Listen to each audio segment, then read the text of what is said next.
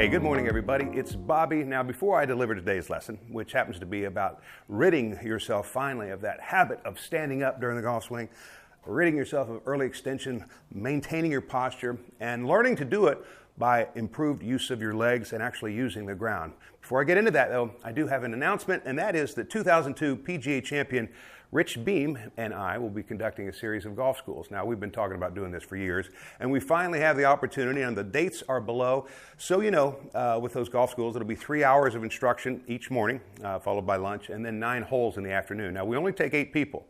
And so if on day one you play golf in the afternoon with me, on day 2 you'll play with Rich. So not only can you learn from a major champion, but you'll actually get to go play golf with him. So that'll be a lot of fun. Again, it's filling up fast, so sign up below if you're interested. All the details are down there.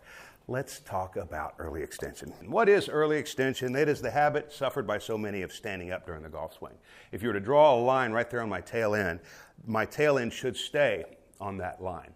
It shouldn't come off of it. Now, there are some great players like Lee Trevino who actually went even deeper beyond that line during a golf swing. So you're not ever going to stay too far back with your tail end, but most people have problems with this. And so here's what I want to do. Let's go outside. I'm going to introduce you to a series of 3 drills, and it's going to make it much easier for you to finally learn how to maintain your posture and not early extend. So the question really is, why do people tend to pop out of their posture? Why do people early extend? And furthermore, why is it that the better the athlete, it seems, the more likely you are to not use your legs properly? Well, I think the answer to that is the leg action required in a golf swing is completely dissimilar to the leg action required in just about any other sporting endeavor that I can think of. Now, what's the main difference? How would I characterize it? Simple. In every other endeavor, you're going to your toes. That's just what's going to happen. If I'm going to jump up on a box, I'm going to go to my toes. They're going to be the last thing to touch. If I'm going to do a barbell power clean, I'm going to go to my toes. If I'm a shortstop anticipating a ground ball, I'm going to get to my toes. Now, a person might not go heel-toe. They may go toe-toe, but the toe is what the person in other sporting endeavors is looking to achieve. It allows them to be nimble and ready to move. In golf, it's not like that. You've got to get to the heel. Now, that's the only way you're going to maintain your posture if you haven't been doing it. Now, as soon as I point this out, someone will say, hey, so-and-so on tour, his left foot's completely off the ground. If what you're saying is correct, shouldn't he be on his heel? Once you learn to maintain your posture, you can get away with untold sins elsewhere. You, however, if you're going to your toe on the downswing, then you're just going to continue to lose your posture until you learn to get it to the heel. Because by getting to the heel, your tail end stays back, and this becomes a nice solid post around which you can finish your golf swing. So that's the key. How do we learn it then? Well, as I said, it's dissimilar to every other sporting endeavor, but one thing, and I'm not the only one who's ever used a chair. There's some other videos out there, but this third drill, I'm going to take you through 3 things you can do. That's going to be a building process, and this third drill really will be the icing on the cake and what turns the tide for many people. Now, I said that we want to go toe to heel. Well, simply push yourself back, and you're already doing that. All right? If I push myself back, I'm going toe to heel. Wow, that's different. No other sporting endeavor has taken me there. Let's do that again. Once I do that, I got to start thinking about how I can turn that into a golf swing. How do I do it? Well, this time I'm going to lift the right foot up in the air and turn myself as I push off. Now it's beginning to take on the feeling of a golf swing. I'm pushing back with this left foot and getting to my heel. Let me try that again. I'm going to elevate that right leg and push off, see if I can feel myself go from toe to heel and turn. Okay, we're almost there now. There becomes this thing about loading the legs.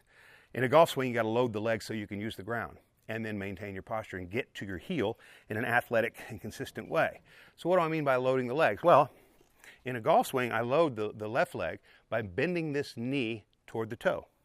Now, someone watching me might say, well, it also goes this way, doesn't it? It does go that way. But in my mind, it's just going straight toward the ground because my hips are turning. The appearance is it's moving to the right, but that's only because of my hip turn. The knee itself is moving toward the foot. How do I practice that in my chair? Well, what I'll do is I'll start with my legs unloaded. See, they're not loaded right now. I don't have any push-off. I got to load this leg. How do I do that?